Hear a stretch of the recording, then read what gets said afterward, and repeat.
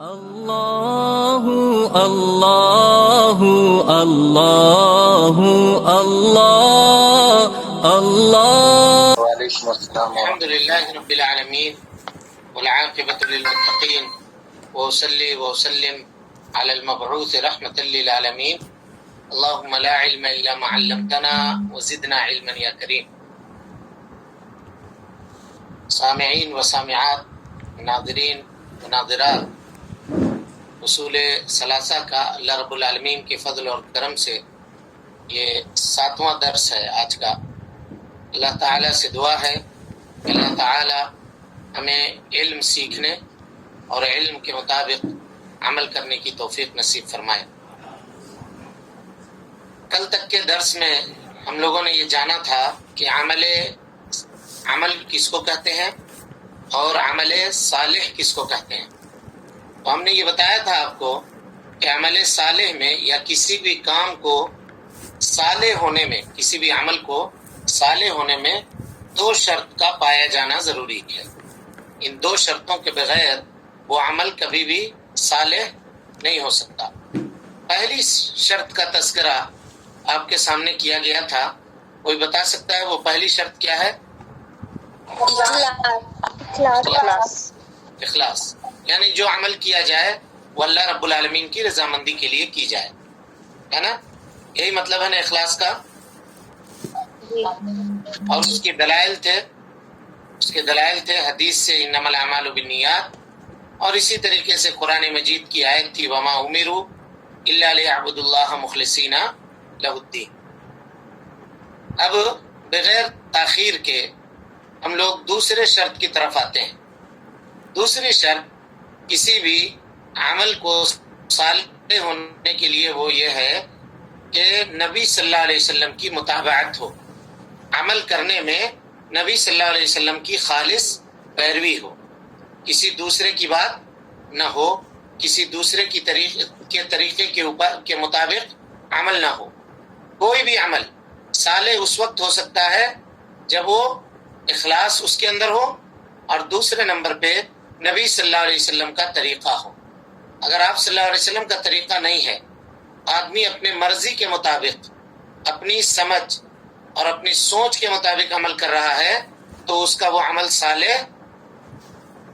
نہیں ہوگا. اس کی دلیل کیا ہے؟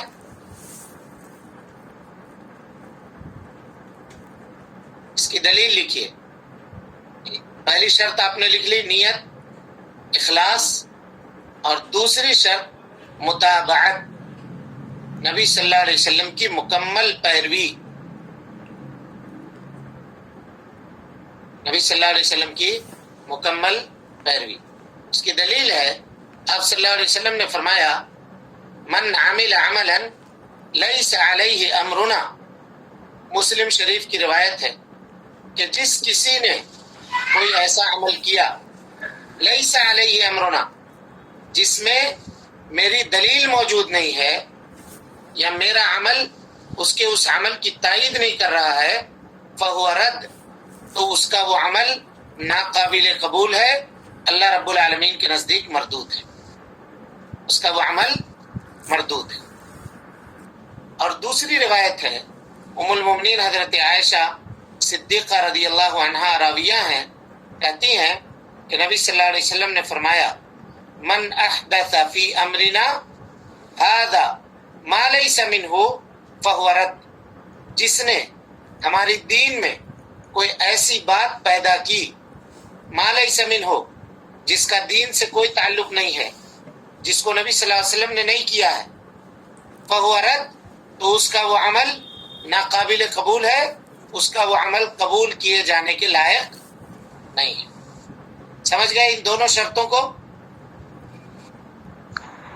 جی. اس پہ ایک مثال پیش کرتے ہیں اور پھر گفتگو کو آگے بڑھائیں گے.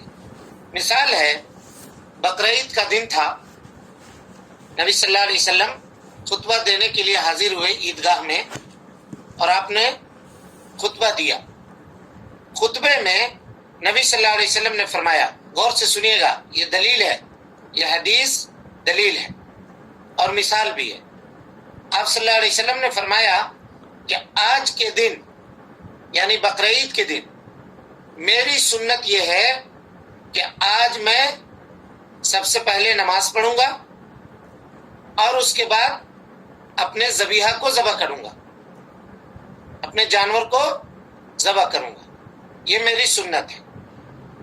ایک صحابی کھڑے ہوئے اور انہوں نے کہا کہ اللہ کے نبی صلی اللہ علیہ وسلم، عید کا دن تھا، ہم نے یہ سوچا کہ یہ کھانے کھلانے کا دن ہے، خوشی منانے کا دن ہے، لہذا ہم نے اپنے جانور کو نماز پڑھنے سے پہلے ہی ذبح کر لیا، فجر کی نماز پڑھ کر کے گھر میں جانور کو ذبح کر دیا، گوشت کو تقسیم کیا، رشتہ دار پڑوسیوں کو کھلایا بھی، خود بھی کھایا، اور کھا پی کر کے یہاں عیدگاہ میں آیا ہوں میں نماز ادا کرنے کے لیے۔ نبی صلی اللہ علیہ وسلم نے فرمایا شاتو کا شات لحمن، تم نے جو بکری ذبح کیا ہے وہ عام دنوں کے بکریوں کی طرح سے ہے، جیسے کوئی آدمی کھانے کے لیے گوشت حاصل کرنے کے لیے جانور کو ذبح کرتا ہے ویسے ہی ہے، یعنی بقرعید کے دن قربانی کا جو ثواب ہوتا ہے وہ تم کو اس جانور کے ذبح کرنے سے نہیں حاصل ہوگا۔ اب سوال یہ ہے کہ کیا کمی رہ گئی تھی صحابی کے اس عمل میں؟ وقت نہیں تھا، ہاں، نبی صلی اللہ علیہ وسلم کی طریقہ پہ نہیں ہوا، نبی صلی اللہ علیہ وسلم کا طریقہ نہیں تھا۔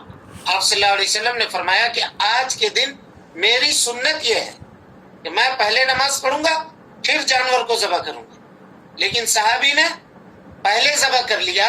آپ صلی اللہ علیہ وسلم نے فرمایا کہ تمہاری قربانی نہیں ہوئی، تمہاری قربانی نہیں ہوئی۔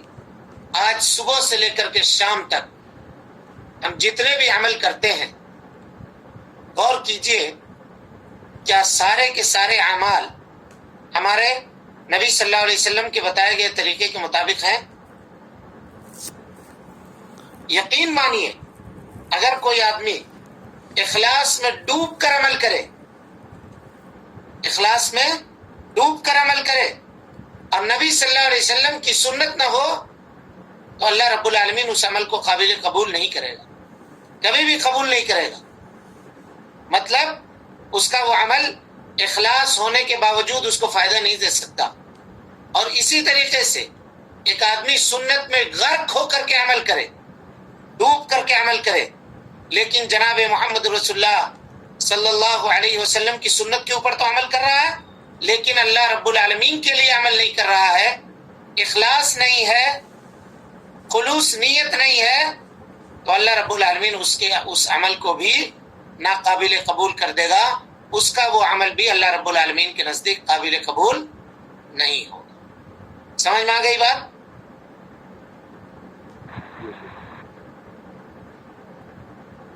کسی بھی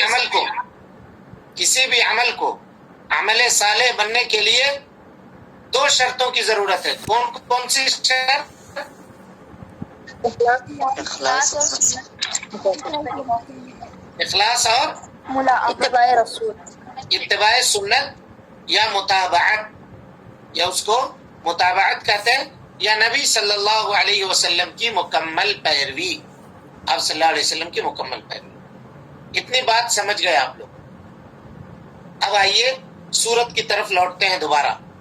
والعصر ان الانسان لفی خسر الا الذین آمنوا، کون لوگ ہیں ایمان لانے والے؟ پتہ چل گیا آپ کو؟ وعملوا الصالحات، اور جن لوگوں نے عمل صالح کیا، ایمان لائے اور عمل صالح کیا۔ اچھا، یہاں پہ ایک اور پوائنٹ ہے، رک کر کے اس کی وضاحت کر دیتے ہیں، اس کے بعد آگے بڑھیں گے۔ یہ تو عمل صالح ہوا، لیکن عمل صالح کے قبولیت کے بھی شرط ہیں۔ کوئی بتا سکتا ہے عمل صالح کی قبولیت کے کتنے شروط ہیں؟ 3۔ کون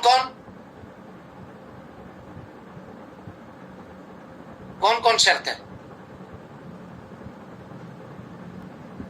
اخلاص، نبی صلی اللہ علیہ وسلم کی پیروی اور حلال رزق۔ یہ عمل صالح کے ارکان ہوئے، یہ ارکان ہوئے جو ابھی ہم نے پڑھا، اس کے قبول ہونے کی 3 شرط ہے. عمل کے قبول ہونے کی کتنی شرط ہے؟ کتنی شرط ہے؟ 3 شرط ہے. بنیادی 3 شرط ہے. نمبر 1 لکھیے. نمبر 1 اعمال کی قبولیت کے شروط میں نمبر 1 محبت، یعنی جو عمل کرے آدمی وہ اللہ رب العالمین سے محبت کرتے ہوئے عمل کرے.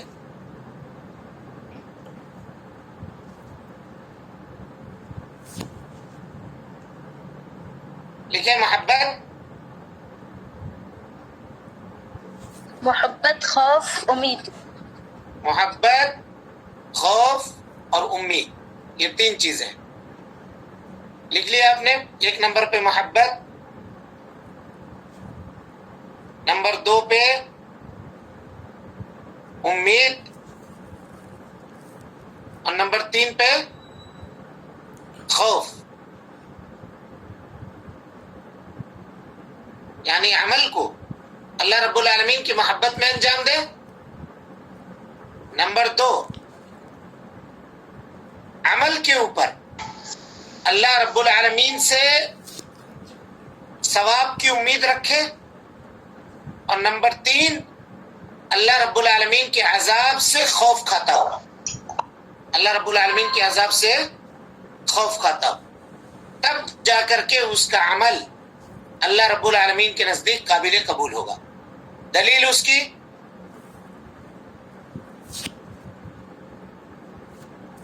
کسی کو پتا ہے دلیل؟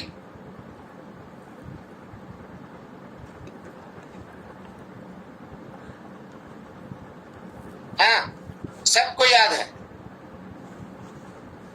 دلیل؟ سب کو یاد ہے؟ يدعون ربهم خوفا وطمعا.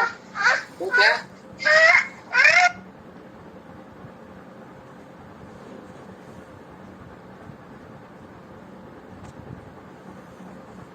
سورۃ الفاتحہ یاد ہے سب کو؟ جی انسلٹ ہوئی. پہلی آیت کیا ہے دیکھیے، الحمدللہ رب العالمین. تمام تعریف اس اللہ کے لیے ہے جو سارے جہان کا مالک ہے. یعنی جو کچھ بھی ہم فائدہ اٹھا رہے ہیں اس کا مالک کون ہے؟ اللہ ہے. اللہ تعالی ہم سے ہمارے اوپر احسان کر رہا ہے کہ اس نے ہمارے لیے ہوا بنائی، ہمارے جینے کے لیے، ہمارے سروائیو کرنے کے لیے کھانے پینے کی اشیاء زمین سے پیدا کیا. تو یہ اللہ کے احسانات ہیں یا نہیں ہیں؟ بہت احسانات. جو اللہ ہم پر احسان کرتا ہے اس سے محبت ہونی چاہیے یا نہیں ہونی چاہیے؟ ہونی چاہیے. ہونی چاہیے. ہونی چاہیے. آواز میری آ رہی ہے سب کو؟ جی اس سے محبت ہونی چاہیے. تو الحمدللہ رب العالمین یہ اللہ رب العالمین سے محبت کی دلیل ہے. ٹھیک ہے. اب اس کے بعد آئیے الرحمن الرحیم. اللہ رب العالمین بڑا مہربان ہے اور نہایت رحم کرنے والا ہے، بڑا رحم کرنے والا ہے. اس کی رحمت کا دریا جہاں بہتا ہے وہ جگہ کون سی ہے؟ جنت ہے. تو عمل آدمی کرے جنت کی طلب میں، اللہ رب العالمین سے امید رکھ کے کہ یہ عمل کر رہے ہیں اللہ رب العالمین ہم کو جنت دے گا. اس عمل سے خوش ہو کر کے ہمارے عمل کو قبول کر کے جنت دے گا. اور تیسرے نمبر پہ اللہ رب العالمین نے فرمایا مالکی یوم الدین. مالکی یوم الدین بروز قیامت کا تذکرہ ہے، قیامت کی ہولناکی کا تذکرہ ہے. اب قیامت میں جنت و جہنم ہوگی، یعنی اللہ رب العالمین جہنم سے خوف دلا رہا ہے. یہ خوف ہے. 3 چیزیں ہو گئی. پہلے میں محبت، الحمدللہ رب العالمین اس کی دلیل ہے. الرحمن الرحیم یہ امید کے اوپر دلیل ہے. مالک یوم الدین یہ خوف کے اوپر دلیل ہے. تب جا کر کے اللہ نے کہا کہو آپ ایاک نعبدو و ایاک نستعین، اے اللہ ہم تیری عبادت کرتے ہیں اور تجھی سے مدد مانگتے ہیں. یعنی جب تک یہ تین چیزیں نہیں پیدا ہوئی تب تک عبادت کا ذکر نہیں آیا. عبادت کا تصور ان تینوں چیزوں کے آئے بغیر مکمل نہیں ہے. آ گئی بات سمجھ میں یہ؟ جی الحمدللہ. چلیے اب اس کے بعد اللہ تعالیٰ آیت میں فرماتا ہے وَتَوَاسَوْا بِالْحَقِّ. تواصوا بالحق کا کیا مطلب ہے؟ تواصوا بالحق کا مطلب یہ ہے کہ لوگوں کو اطاعت کی دعوت دینا اور اللہ رب العالمین کی نافرمانی سے روکنا اور منع کرنا. اللہ رب العالمین کی نافرمانی سے روکنا اور منع کرنا. وَتَوَاسَوْا بِالصَّبْرِ، اور اس راستے میں جو مصیبت آئے، جو پریشانی آئے، جو دکھ اور تکلیف آئے اپنوں کی طرف سے یا غیروں کی طرف سے، اس کے اوپر صبر کرنا، اس کے اوپر صبر کرنا. اچھا یہ سورت، یہ جو سورہ ابھی ہے سورۃ العصر، یہ کس بات کی دلیل ہے؟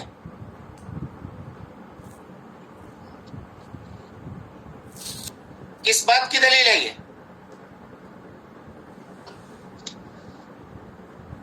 بنیادی اصول. ہاں وہ کون سے ہیں بنیادی اصول؟ کیا کیا ہے؟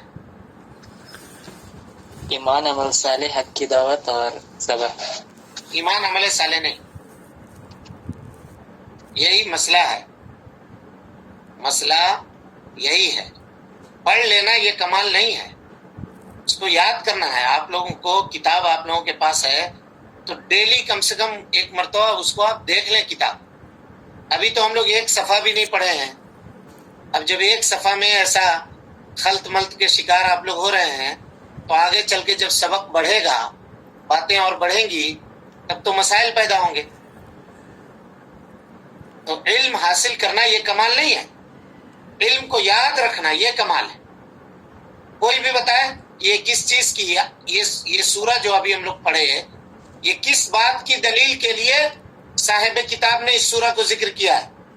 صبر کے لیے. سب سے پہلے اللہ سبحانہ و تعالیٰ کی معرفت حاصل کرنا، بعد نبی صلی اللہ علیہ وسلم کی معرفت حاصل کرنا، معصیت سے رکنا اور پھر اس کی طرف لوگوں کو دعوت دینا، اور پھر اس کے اوپر میں جو تکلیفیں آئیں اس کا صبر کرنا. تقدیر پہ صبر کرنا.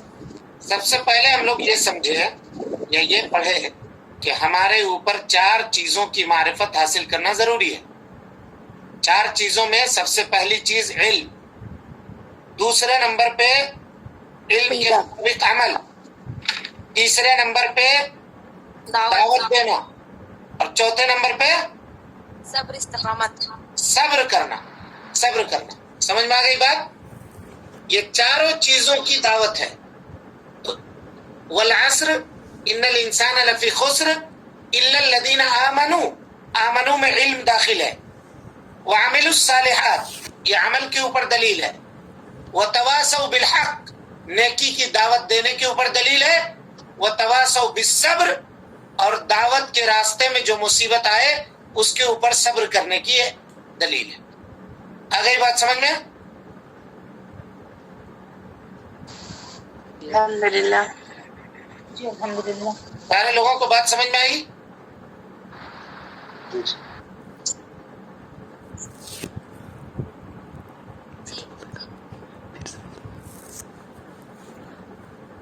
کتاب کتنے لوگوں کے پاس ہے؟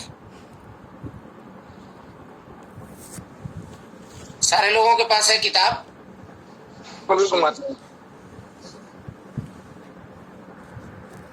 ہاں وہی پی ڈی ایف، کتاب سے مراد وہی پی ڈی ایف. جی ہے مولانا. یہ سورہ کے بعد جو بات لکھی ہوئی ہے اس کو پڑھیے.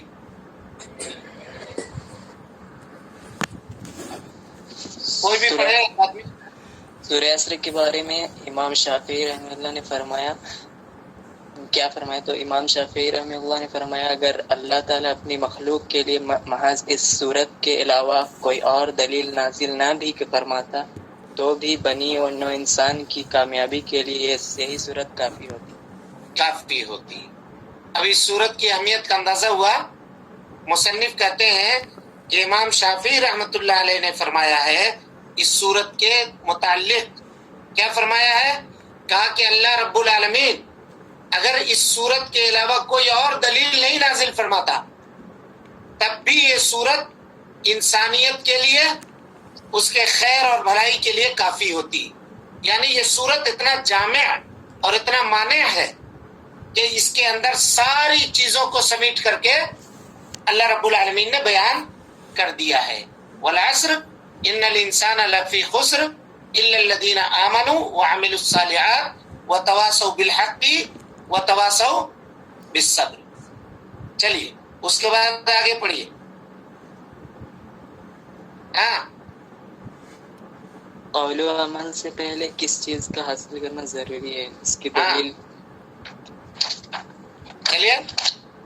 قول و عمل سے پہلے علم کا حاصل کرنا ضروری ہے. اس کی دلیل اللہ تعالیٰ کا یہ فرمان ہے، جان لیجئے کہ اللہ کے سوا کوئی سچا معبود نہیں اور اپنے گناہوں کی بخشش طلب کیجیے.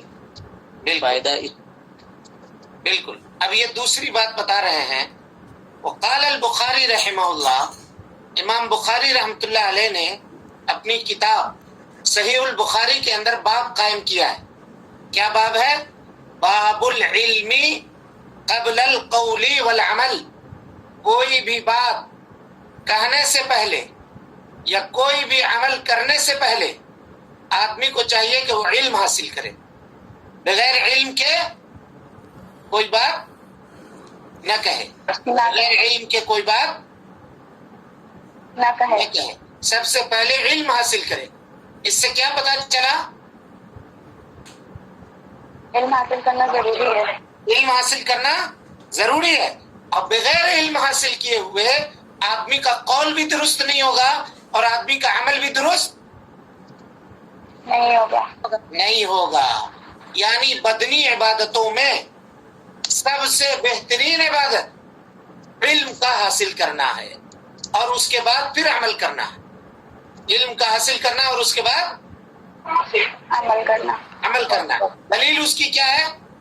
نبی صلی اللہ علیہ وسلم کی حدیث ہے، بخاری شریف کی روایت ہے. غور سے سنیے گا. آپ صلی اللہ علیہ وسلم نے فرمایا صرف 2 چیزوں میں آدمی غیبتہ کر سکتا ہے. غیبتہ کے معنی رشک کرنا، اور رشک کے معنی ہوتا ہے کہ یہ امید کرنا کہ فلاں کو جیسی نعمت ملی ہوئی ہے ویسی نعمت مجھ کو بھی ملے. ایک چیز ہوتی ہے حسد. حسد کا مطلب یہ ہوتا ہے کہ کسی کی نعمت دیکھ کر کے یہ تمنا کرنا کہ اس کی نعمت چھین جائے اور وہ مجھے مل جائے. یہ حسد ہے، یہ حرام ہے. یا یہ تمنا کرنا کہ اس کی نعمت چھین جائے، مجھے ملے چاہے نہیں ملے اس سے مطلب نہیں ہے، اس کی نعمت چھین جائے. یہ حسد ہے اور یہ حرام ہے. شریعت کے اندر یہ حرام ہے. لیکن ایک چیز ہے غیبتہ، ایک چیز ہے رشک. رشک کا مطلب یہ ہے کہ کسی شخص کو کی نعمت کو دیکھ کر کے یہ تمنا کرنا کہ اللہ کاش تو مجھ کو بھی فلاں کی طرح سے نعمت اگر عطا کرتا تو مجھ کو بھی وہ چیز دیتا جو فلانے کو حاصل ہے تو میں بھی تیرے راستے میں ویسے ہی عمل کرتا. اس کو کہتے ہیں غیبتہ عربی میں، اور اس کو اردو میں کہتے ہیں رشک کرنا. نبی صلی اللہ علیہ وسلم نے فرمایا کہ یہ رشک کرنا صرف 2 چیزوں میں جائز ہے. کون کون سی چیز؟ پہلی چیز کہا کہ اللہ رب العالمین نے جس کو مال دیا ہو اور وہ اللہ کے راستے میں خرچ کرتا ہو، 1 نمبر پہ. اور دوسرے نمبر پہ فرمایا وَرَجُلٌ آتَاهُ اللَّهُ الْحِكْمَةَ، وہ شخص جس کو اللہ نے حکمت دی ہو اور فَهُوَ يَقْضِي بِهَا وَيُعَلِّمُهَا، حکمت کے ذریعے وہ فیصلہ کرتا ہو اور لوگوں کو سکھاتا ہو. حافظ ابن حجر رحمۃ اللہ علیہ کہتے ہیں کہ بیسک طور پہ اگر عمل کی 2 قسم کیا جائے تو 2 قسم بنتے ہیں، ایک بدنی عبادت اور ایک مالی عبادت. عبادتوں کے 2 قسم کیے جائے تو 2 قسم بنتے ہیں، ایک بدنی عبادت ہے اور ایک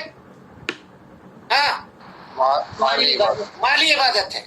بدنی عبادت میں جس میں رشک کرنا ہے وہ کیا ہے؟ علم. حکمت پتہ یہ چلا کہ تمام چیزوں سے افضل ترین عمل مطلق طور پہ علم کا سیکھنا اور علم کا سکھانا ہے.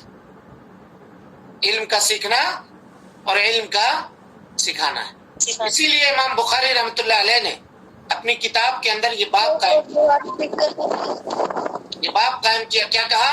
باب العلم قبل القول والعمل. آدمی کو چاہیے کہ وہ علم حاصل کرے کوئی بھی گفتگو کرنے سے پہلے، کوئی بھی بات کرنے سے پہلے، اور اسی طریقے سے آدمی کو چاہیے کہ کوئی بھی عمل کرنے سے پہلے وہ علم حاصل کرے. کیونکہ اگر بغیر علم کے عمل کرتا ہے تو کیا ہوگا؟ غلط بھی ہو سکتا ہے، غلط ہوگا اور اس کا عمل درست ہی نہیں ہوگا. کیونکہ وہ کیسے جانے گا کہ یہ عمل ہمارے اوپر فرض ہے، کہ واجب ہے، کہ سنت ہے، کہ مستحب ہے؟ کیسے سمجھے گا؟ اور جب نہیں سمجھے گا تو نیت کیسے کرے گا؟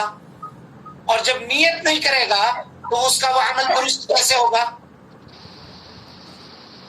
سمجھ میں آ گئی بات؟ جی الحمدللہ. جی.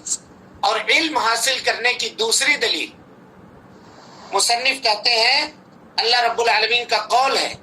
اللہ تعالیٰ قرآن مجید میں سورہ محمد آیت نمبر 19 میں، آیت نمبر 19 میں ارشاد فرماتا ہے فَاعْلَمْ، پہلے علم حاصل کرو. فَاعْلَمْ، پہلے علم حاصل کرو، اس کے بعد گواہی دو انہ لا الہ الا ہو، کہ اللہ رب العالمین کے علاوہ کوئی معبود برحق نہیں ہے. پہلے علم حاصل کرو پھر لا الہ الا اللہ کی گواہی دو. یعنی اللہ کی معرفت حاصل کرو، رسول اللہ صلی اللہ علیہ وسلم کی معرفت حاصل کرو، اور معرفت حاصل کرنے کے بعد گواہی دو. آج کل زبان پہ کلمہ کہنا بہت آسان ہوتا ہے. اگر کلمہ کہنا اتنا ہی آسان تھا معاملہ تو کفار و مشرکین 1 منٹ میں کہہ دیتے. کہتے کہ نہیں کہتے؟ نبی صلی اللہ علیہ وسلم کے وہ چچا ابو طالب جنہوں نے زندگی بھر آپ صلی اللہ علیہ وسلم کا ساتھ دیا، مشرکوں کے خلاف آپ ڈٹے رہے، اپنے بھتیجے کی آپ مدد کرتے رہے، لیکن نبی صلی اللہ علیہ وسلم نے کہا کہ اے چچا جان، مرتے وقت میں، آخری وقت تھا، سکرات کے وقت میں تھے، بستر مرگ پر جس کو کہا جاتا ہے، موت سے پہلے، کہا کہ چچا جان لا الہ الا اللہ کہہ دیجئے ایک مرتبہ. یہ ایسا کلمہ ہے کہ اس کلمے کے ذریعے میں اللہ رب العالمین کے سامنے حجت کھڑا کر دوں گا. انہوں نے یہ کلمہ نہیں کہا. اترغبو، جو آس پاس جو لوگ بیٹھے ہوئے تھے، انہوں نے یہ کہا کہ تم عبد المطلب کی ملت کو چھوڑ دو گے، عبد المطلب کی ملت کو ترک کر دو گے. یعنی وہ سمجھتے تھے کہ اگر یہ کلمہ ہم اقرار کر لیں تو اس کلمے کے کہنے کے بعد جتنے معبودان باطلہ کی ہم عبادت کرتے ہیں وہ سب کو سب چھوڑنا پڑے گا. اور آج کا مسلمان کیا ہے؟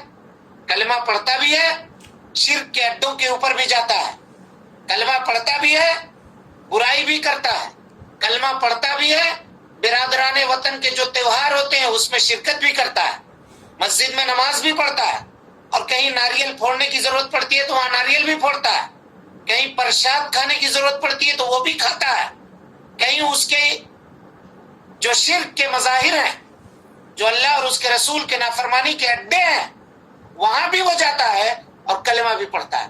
مطلب کیا ہوا اس کا؟ کیا مطلب ہوا؟ مطلب یہ ہوا کہ وہ کلمہ جو پڑھ رہا ہے اس کے مطابق اس کو علم نہیں ہے، وہ صرف زبان سے پڑھ رہا ہے، کلمہ اس کے دل کے اندر اترا نہیں ہے، اس کے مطابق اس کو علم نہیں ہے، کلمے کی معلومات کا پتہ اس کو نہیں ہے، کلمے کی مدلولات کا علم نہیں ہے، اس کو کلمے کے شروط کا علم اس کو نہیں ہے. ورنہ ایک آدمی توحید کا اقرار بھی کرے اور شرک کے مظاہر کو بھی انجام دے، شرک کے کاموں کو بھی کرے، یہ چیز نہیں ہو سکتا ہے. یا تو اس کے توحید میں خلل ہے یا وہ آدمی پورے طور پہ مسلمان اور اسلام کے اندر داخل نہیں ہوا ہے. اسی لیے اللہ رب العالمین نے جہاں کلمے کی گواہی دینے کا حکم دیا وہاں کہا فَاعْلَمْ، علم حاصل کرو. पहले सीखो, पहले अल्लाह के बारे में मारिफत हासिल करो, नबी सल्लल्लाहु अलैहि वसल्लम के बारे में मारिफत हासिल करो, और उसके बाद गवाही दो कि अल्लाह के अलावा कोई माबूद बरहक नहीं है, कोई माबूद बरहक नहीं है। आ गई बात समझ में? जी अल्हम्दुलिल्लाह। अल्लाह रब्बुल आलमीन के फजल से और उसकी तौफीक से मुकद्दमा जो था इसका, ये मुकद्दमा आज मुकम्मल हुआ। अब उसके बाद कल से हम लोग पढ़ेंगे कि हर मुसलमान और मुसलमान मर्द को और मुसलमान औरत को, चाहे मर्द हो या औरत, मुसलमान को 3 मसाइल का इल्म रखना जरूरी है। 3 मसाइल का इल्म रखना जरूरी है। वो कौन कौन से मसाइल हैं? हम आप तमाम लोगों से गुजारिश करते हैं कि कल आप इसको अपनी किताब में पढ़ करके आइएगा, क्योंकि हम पहले दर्स में, अव्वले दर्स में, दर्स की इब्तिदा करते वक्त, शुरू करते वक्त आपसे सवाल करेंगे, पूछेंगे। अल्लाहु अल्लाहु अल्लाहु अल्लाह अल्लाह